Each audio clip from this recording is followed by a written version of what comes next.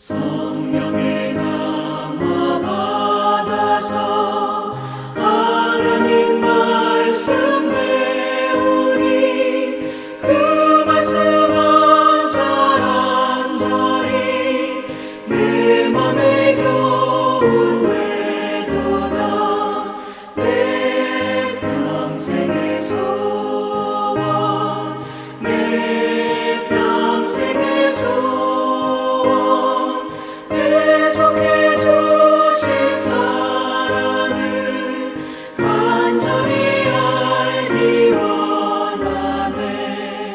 예수가 계신 보좌는 영광에 둘려 있도다. 평화의 왕이 오시니 그 나라 왕성하도다.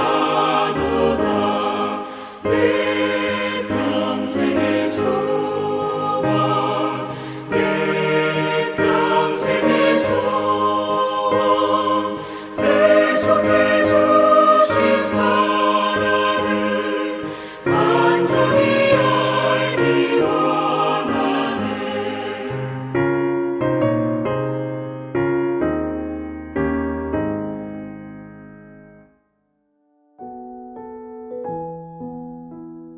하늘에 계신 우리 아버지, 아버지의 이름을 거룩하게 하시며 아버지의 나라가 오게 하시며 아버지의 뜻이 하늘에서와 같이 땅에서도 이루어지게 하소서. 오늘 우리에게 일용할 양식을 주시고 우리가 우리에게 잘못한 사람을 용서하여 준 것 같이 우리 죄를 용서하여 주시고 우리를 시험에 빠지지 않게 하시고 악에서 구하소서. 나라와 권능과 영광이 영원히 아버지의 것입니다. 아멘.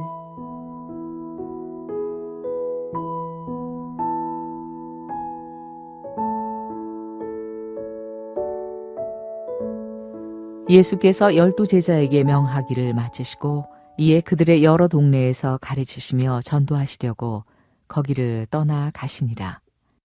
요한이 옥에서 그리스도께서 하신 이 일을 듣고 제자들을 보내어 예수께 여짜오되 오실 그이가 당신이오니까 우리가 다른 일을 기다리오리까.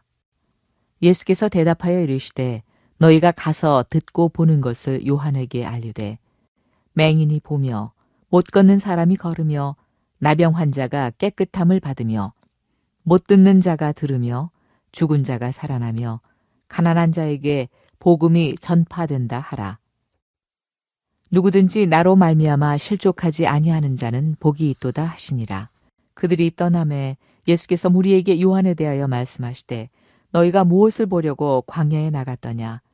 바람에 흔들리는 갈대냐? 그러면 너희가 무엇을 보려고 나갔더냐? 부드러운 옷 입은 사람이냐? 부드러운 옷을 입은 사람들은 왕궁에 있느니라. 그러면 너희가 어찌하여 나갔더냐? 선지자를 보기 위함이었더냐? 옳다. 내가 너희에게 이르노니 선지자보다 더 나은 자니라. 기록된 바 보라 내가 내 사자를 네 앞에 보내노니 그가 네 길을 내 앞에 준비하리라 하신 것이 이 사람에 대한 말씀이니라. 내가 진실로 너희에게 말하노니 여자가 낳은 자 중에 세례 요한보다 큰 이가 일어남이 없도다. 그러나 천국에서는 극히 작은 자라도 그보다 크니라. 세례 요한의 때부터 지금까지 천국은 침노를 당하나니 침노하는 자는 빼앗느니라. 모든 선지자와 율법이 예언한 것은 요한까지니 만일 너희가 즐겨 받을진대 오리라 한 엘리야가 곧 이 사람이니라. 귀 있는 자는 들을지어다. 이 세대를 무엇으로 비유할까? 비유하건대 아이들이 장터에 앉아 제 동물을 불러 이르되 우리가 너희를 향하여 피리를 불어도 너희가 춤추지 않고 우리가 슬피 울어도 너희가 가슴을 치지 아니하였다 함과 같도다. 요한이 와서 먹지도 않고 마시지도 아니하매 그들이 말하기를 귀신이 들렸다 하더니 인자는 와서 먹고 마시매 말하기를 보라 먹기를 탐하고 포도주를 즐기는 사람이요 세리와 죄인의 친구로다 하니 지혜는 그 행한 일로 인하여 옳다함을 얻느니라.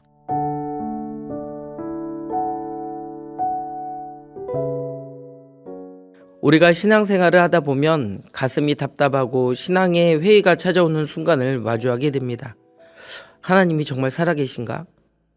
살아계시다면 내 삶은 웬 이 모양인가? 내가 이렇게 기도했는데 왜 상황은 변하지 않는가? 라는 질문을 합니다.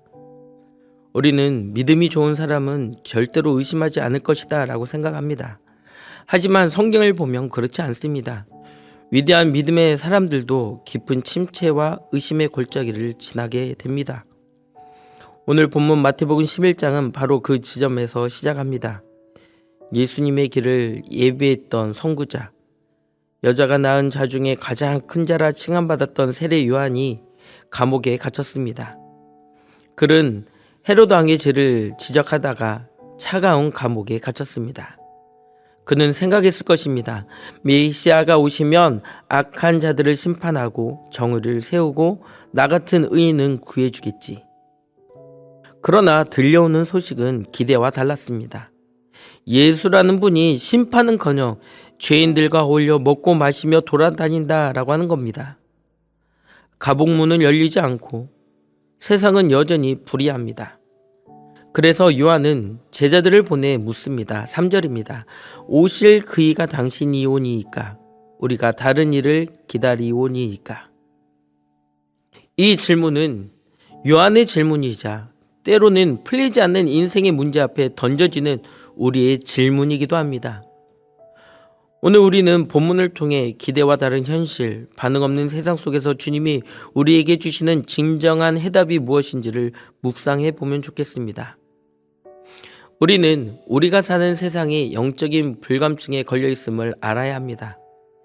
예수님은 의심하는 요한을 책망하지 않으시고 예수님의 사역을 이어가십니다. 앞을 못 보는 이를 고쳐서 보게 하시고 못 걷는 자를 고쳐 걷게 하시며 가난한 자에게 복음을 전파하셨습니다. 이는 구약의 말씀을 이루기 위해 오신 약속의 성취로서의 메시아를 증거하신 것입니다. 요한은 심판의 불을 기대했지만 주님은 전혀 다른 모습으로 나타나셨습니다. 요한의 이해와 다르게 나타나셨습니다. 하나님께서는 우리의 이해에 머무는 분이 아닙니다. 당시 이스라엘 백성은 예수님께서 로마의 압제에서부터 우리를 구해줄 독립투사 정도로 이해했습니다. 즉 정치적 메시아로서의 이해가 그들의 머릿속에 있었습니다. 죄에서부터의 구원자까지 도달하지 못한 것입니다. 문제는 요한이 아니라 이 시대의 대중입니다. 16절에서 예수님은 이 세대를 장터에 앉은 아이들에 비유하십니다. 당시 아이들은 장터에 두 가지 놀이를 합니다. 하나는 결혼식 놀이하고 하나는 장례식 놀이입니다. 한 무리가 피리를 불면 다른 무리는 춤을 춰야 합니다. 한 무리가 슬피 울면 다른 무리는 가슴치고 통곡해야 합니다. 이것이 정상적인 반응입니다. 그런데 이 세대는 어떻습니까? 피리를 불어도 춤추지 않고 곡을 해도 가슴치지 않습니다. 세례 요한이 와서 금식하며 회개를 선포하자 사람들은 너무 우울하다, 귀신 들렸다 비난했습니다. 반대로 예수님이 와서 죄인들과 먹고 마시며 천국 잔치를 여시자 이번에는 먹기를 탐하는 자요 술주정뱅이다 라고 비난합니다. 이것이 바로 세상의 본질입니다. 세상은 자기들의 기분에 맞지 않으면 무조건 비판합니다. 교회가 사회를 위해 봉사하면 보여주기식이다라고 하고 가만히 있으면 자기들만 안다고 합니다. 진리를 선포하면 독선적이다라고 하고 포용하면 타협했다라고 합니다. 세상은 영적인 엇박자를 타고나고 있습니다. 사랑하는 성도 여러분, 우리가 신앙생활 할 때 지치는 이유가 무엇입니까? 자꾸 이 세상의 장단에 춤을 추려 하기 때문입니다. 사람들의 평판, 세상의 인정에 목을 매면 우리는 결국 탈진합니다. 예수님은 세상의 반응에 일희일비하지 않으셨습니다. 오직 하나님의 지혜가 옳음을 증명하는 삶을 사셨습니다. 오늘 우리도 세상의 피리소리가 아니라 하나님의 말씀에 반응해야 합니다. 교회는 세상에 지혜로워야 합니다. 앞서 뱀처럼 지혜로워야 한다는 모습입니다. 세상의 이야기를 무시할 수는 없지만 세상의 이야기에 휘둘려서는 안 됩니다. 교회는 교회가 세워진 본질이 있습니다. 즉 하나님 나라를 전하기 위함입니다. 그런데 교회가 복음에 대한 사역은 없고 세상 사람들에게 맞춰서 다른 것들에 빠져 있다면 이는 주객이 전도된 것입니다. 우리나라의 사회복지가 잘 이루어지지 않았을 때 교회가 나서서 사회복지센터를 운영하였습니다.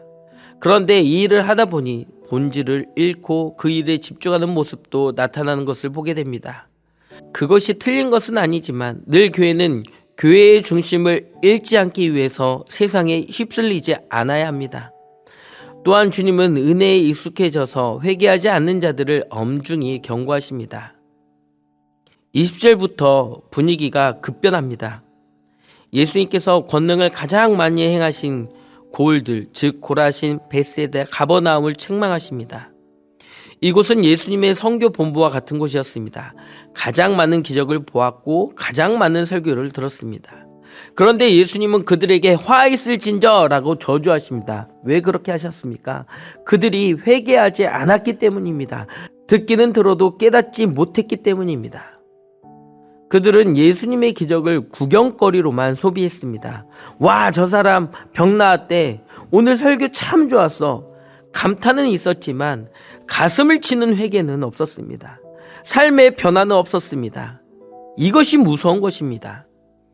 소돔과 고모라는 기적을 못 봐서 망했지만 가버나움은 기적을 보고도 망했습니다.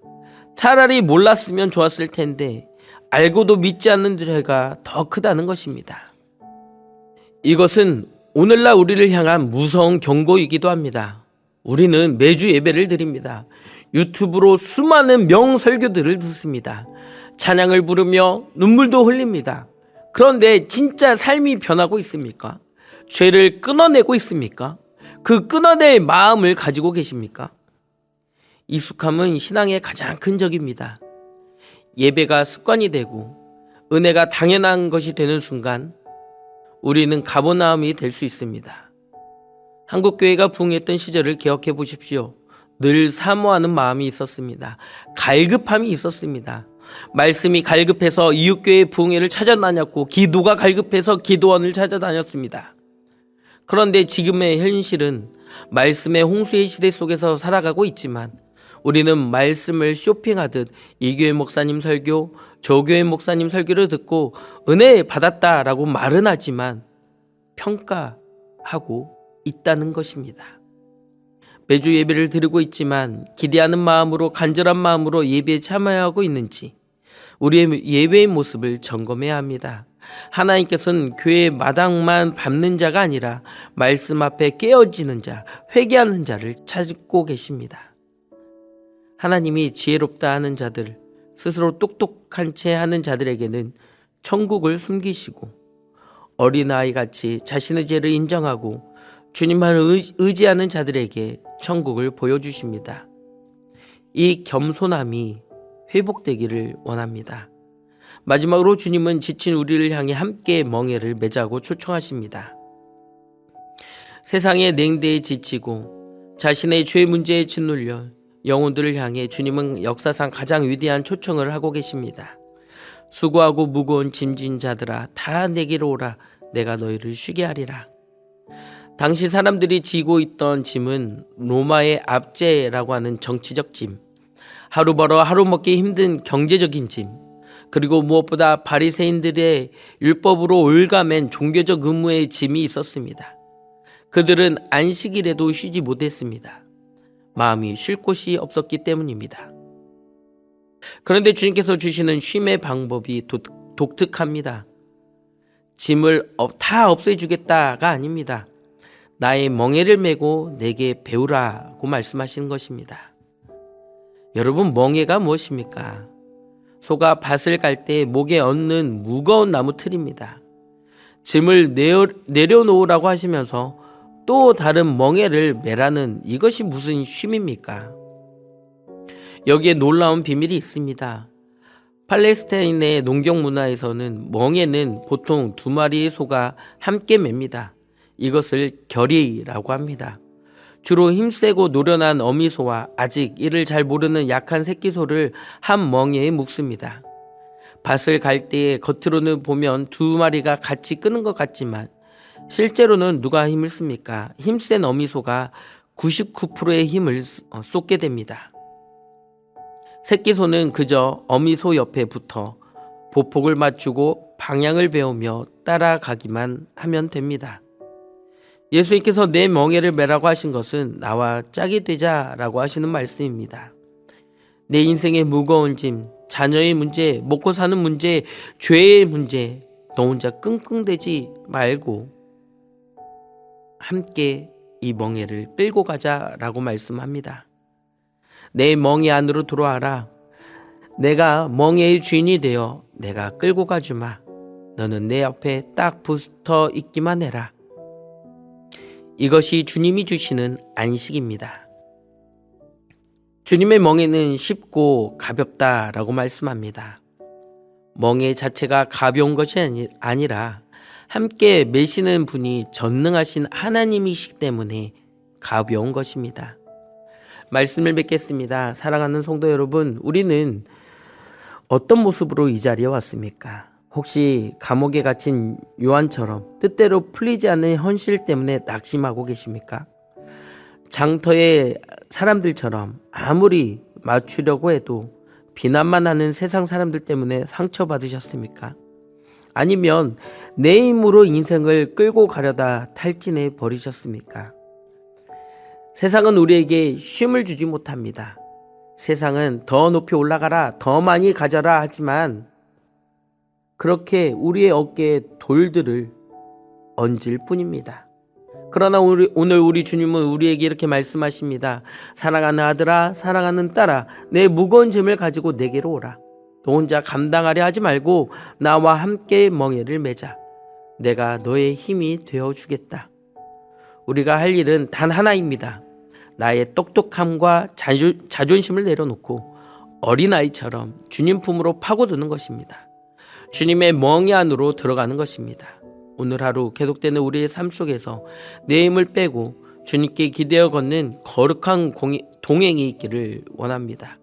그때 주님이 약속하신 참된 안식이 폭풍 속에서도 흔들리지 않는 평강이 우리 모두에게, 우리의 가정 위에 충만하게 임하게 되기를 간절히 원합니다.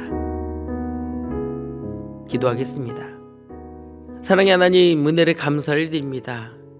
피리를 풀어 춤추지 않는 냉랭한 세상 속에서 억울한 일을 당하고 지친 몸을 이끌고 주님 앞에 나왔습니다. 고라신과 벳세대처럼 익숙함에 젖어 회개하지 않는 완악한 마음이 있었다면 주님 우리를 용서하여 주시옵소서. 이제는 나 혼자 인생의 짐을 지고 비틀거리는 어리석음을 버리고 주님이 내미시는 은혜의 멍에를 매기를 원합니다. 주님과 함께 걷겠습니다. 주님이 이끄시는 대로 순종하겠습니다. 우리에게 세상이 줄 수 없는 참된 평안과 쉼을 허락하여 주시옵소서. 오늘의 삶 가운데 주님 나와 동행하여 주시고 나와 함께하여 주시옵소서. 살아계신 예수 그리스도의 이름으로 기도합니다. 아멘. 더 깊은 묵상을 이어가시기 바랍니다.